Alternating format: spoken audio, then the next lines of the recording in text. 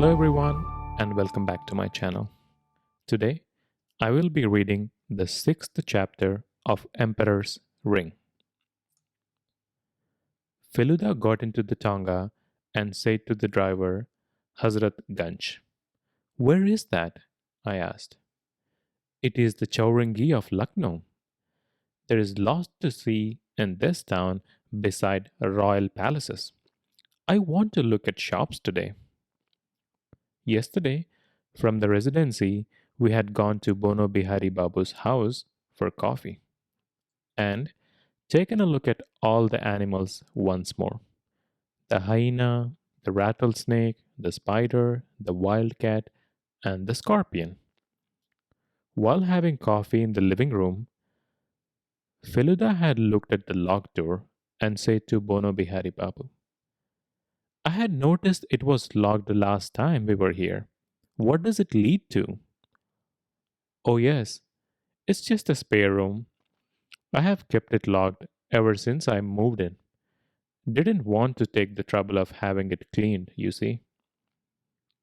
In that case, the padlock on it must have been recently changed, for it isn't rusted at all.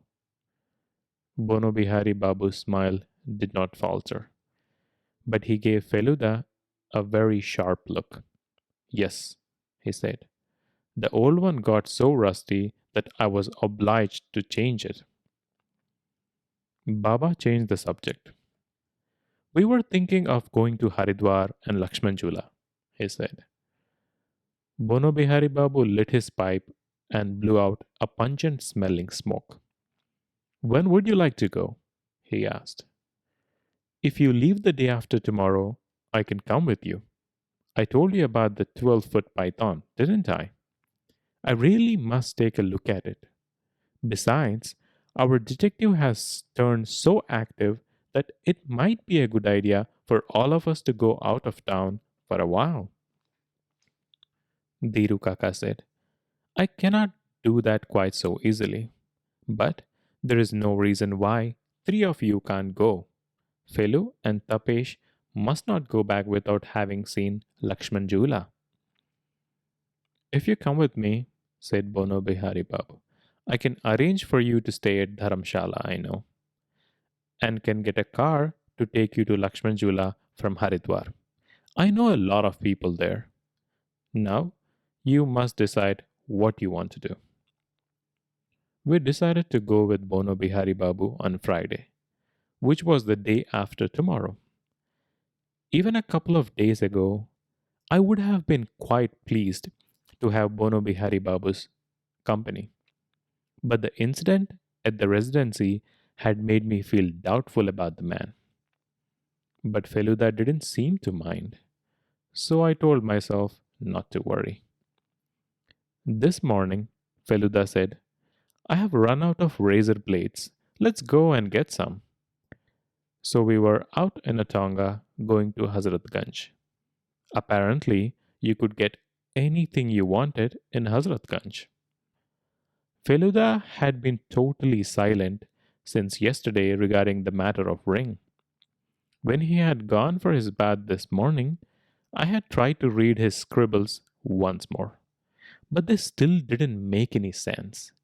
One or two letters appeared to be in English, but the rest were all totally strange.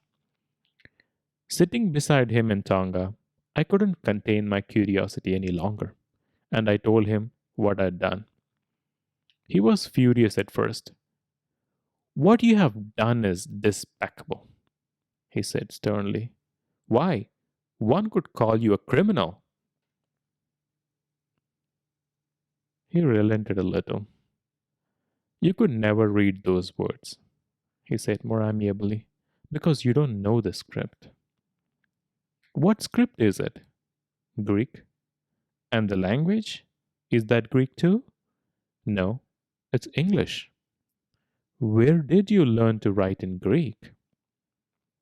A long time ago, when I had just joined college, some of those letters, of course, I had learned in my math class. You know, things like alpha, beta, gamma, delta, mu, pi, epsilon. I learned the others from encyclopedia. If you write something in English using Greek letters, it sounds like a code. No one could possibly make any sense of it. How would you spell Lucknow in Greek? Lambda, epsilon, kappa, nu, micron, epsilon. The letters C and W do not exist in Greek, so the spelling would be Luknou. And how would you spell Calcutta? Kappa, alpha, lambda, kappa, epsilon, tau, tau, alpha. Good heavens, it would take an hour to spell just 3 words.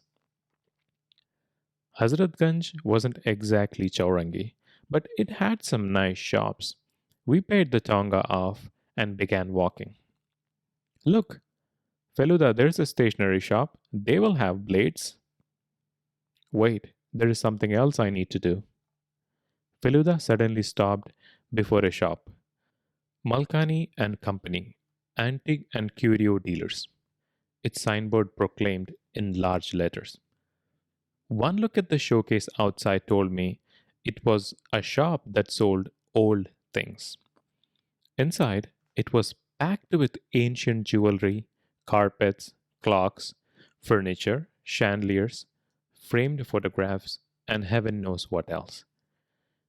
A silvered haired gentleman in gold framed glasses came toward to greet us. Do you have any jewelry dating back to Mughal times?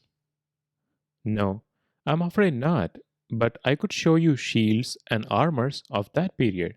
Will that do? Feluda picked up an attardan, a perfume container, and turned it in his hand. I had seen some old jewelry in Pyarela's house, he remarked casually. He was a regular customer here, wasn't he? The man seemed taken aback. Who? Which Pyarelal are you talking about? Pyarelal Seth, the one who died few months ago. Mr. Malkani shook his head and said, No, he never bought anything from us, although ours is the biggest shop of this kind in Lucknow. I see. In that case, he must have bought those things in Calcutta. Probably. Who are your biggest buyers here? It was obvious that Mr. Malkani's expression that he didn't have too many big buyers. Well, he said, tourists from abroad sometimes buy things from us at a good price. Among the locals is Mr. Mehta, who buys a few things occasionally. And there is Mr. Pestonji, who is one of my oldest customers. He bought a real Persian carpet only the other day for 3,000 rupees. Feluda suddenly pointed at a barge and asked, Is that from Bengal? Yes, Murshidabad. Just look at it, Topsy. Isn't it beautiful? It was. Made of ivory, it was perfect in every detail. A Nawab sat on its roof under a canopy, smoking from the hubble bubble. Courtiers sat by his side, and before him stood a group of musicians and dancers. 16 oarsmen were rowing, and one man sat at the rudder.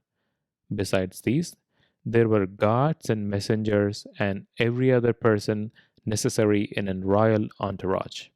I couldn't take my eyes away. Where did you get that? Feluda asked. Mr. Sarkar sold it to me. Which Mr. Sarkar? Mr. B. Sarkar, who lives in Badshahnagar?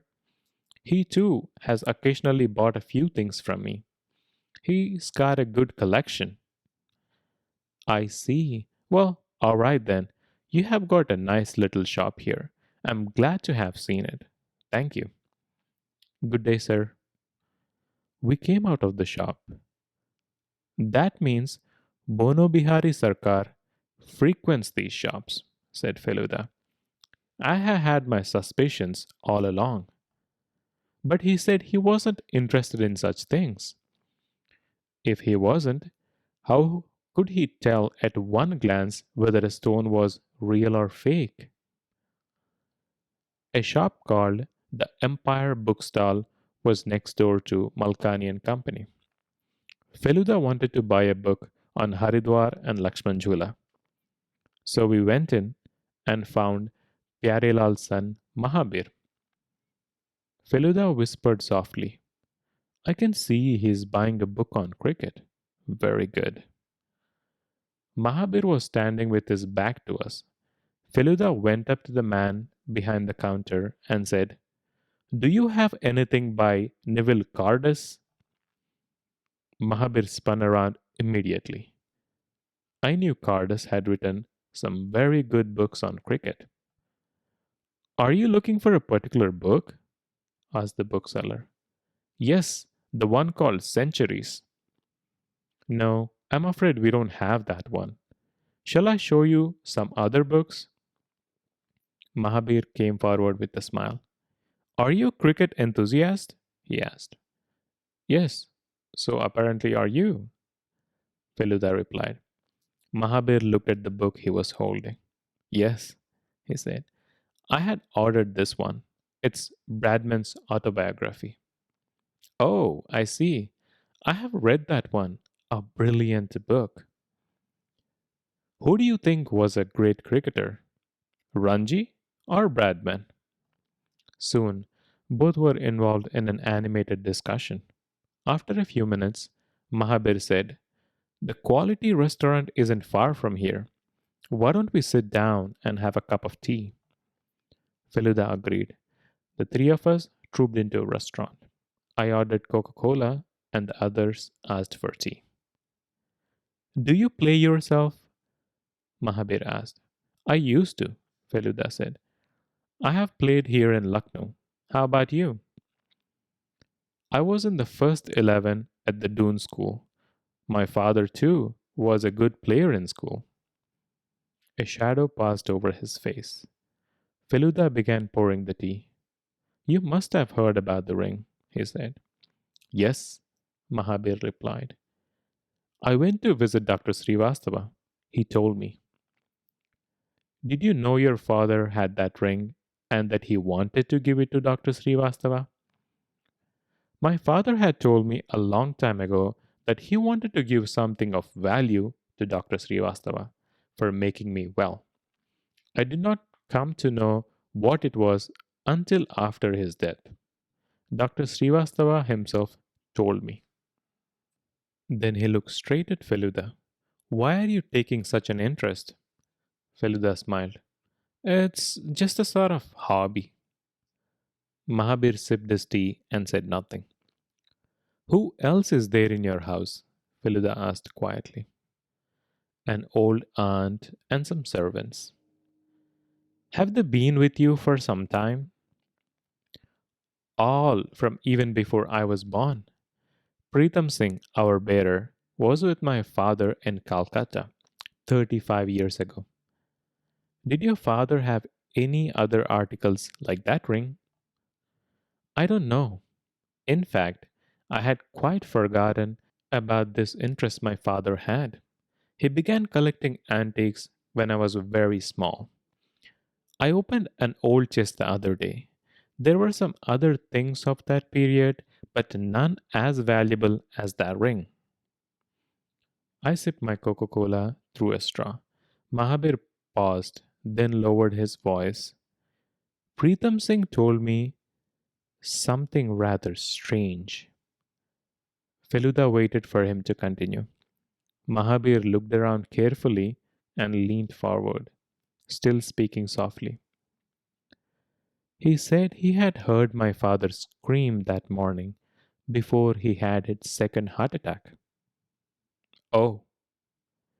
Pritam Singh didn't at first pay much attention since my father used to suffer from backache and often cried out in pain while rising from a chair or his bed. Yet he would never allow anyone to help him. Pritam Singh thought it was his backache that was bothering him again that morning. But now he says he might have been mistaken because apparently my father had screamed very loudly. Do you happen to know if anyone had visited your father that day? Can Preetham Singh remember anything? That's something I have already asked him, but he cannot say anything definitely. Father did occasionally have visitors in the morning, but Preetham cannot now recall whether anyone in particular had visited him that day. When he eventually went into my father's room, he found him in pretty bad shape, but he was alone. Preetham then rang Dr. Srivastava as the doctor who normally treated father, Dr. Graham, was away in Allahabad attending a conference. And what about the spy? Spy? What spy? Mahabir sounded profoundly startled. Oh, clearly you haven't heard this one. Your father had started to tell Dr. Srivastava about a spy, but died before he could finish speaking. Mahabir shook his head. I had no idea, and I cannot imagine what my father could possibly have to do with a spy. I had just finished my drink and twisted the straw when I noticed a tall and hefty man having tea at the next table staring at us. He rose and came forward as he caught my eye. Namaskar, he said to Feluda. Hope you remember me. Yes, of course. I hadn't recognized him at first, but now I could. We had seen this man in Bono Bihari Babu's house. He was supposed to be in charge of the zoo. Today, he had a piece of cotton stuck on his chin, held in place by two strips of sticking plaster. Perhaps he had cut himself while shaving. Do sit down, Feluda invited. Meet Mahabir Seth. This is Ganesh Guha. Now I noticed a scratch on his neck, although it was clearly an old one. What happened to your chin? Asked Feluda. Ganesh Babu picked up his cup from the next table and joined us. Don't remind me, he winced. I'm surprised my whole body hasn't been torn apart. You know about my job, don't you? Yes, but I thought it was a job you had taken on willingly. You're joking. I do it because I have to, simply for the money. I was once the keeper of a tiger in a circus, but that tiger was drugged most of the time. I tell you, compared to the animals I handle in Bono Bihari Babu's zoo, the tiger was little more than a baby. The wildcat clawed me the other day, and now the hyena slaps me on the chin. I couldn't take it anymore. So I told Mr. Sarkar this morning I had made up my mind. I want to go back to circus. He agreed to let me go. What? Feluda sounded surprised. You have given up your job? Why? We were at the zoo only yesterday. Yes, I know, and no doubt many other people would like to go and visit my zoo. But I'm clearing out. I'll go straight to the station from here and buy myself a ticket to Howrah. Then I'll soon be home, away from it all. The thing is, he stopped and spoke into Feluda's ear. That man is not, as straightforward as he might seem. You mean Bono Bihari Babu? He was all right, I guess, until he had laid his hands on something. Then he lost his head. What thing? No, I have already said too much. Ganesh Guha dropped a few coins on the next table and disappeared. Feluda turned to Mahabir and said, Have you ever seen Bono Bihari Babu's zoo? No, I'd have liked to have seen, but my father was dead against the idea. He hated the kind of animals that zoo is reported to fill with. In fact, the sight of a cockroach would have given him palpitations. But now, yes, I think I'll go and see it. Mahabir snapped his fingers at a waiter. Feluda had already offered to pay, but Mahavir would not let him. Well, I thought to myself, a film actor was supposed to make a lot of money, so paying for a cup of tea and a cold drink couldn't hurt him much. After paying the bill, he took out a pack of cigarettes and offered it to Feluda. I noticed they were Charminars. How long are you here for? He asked.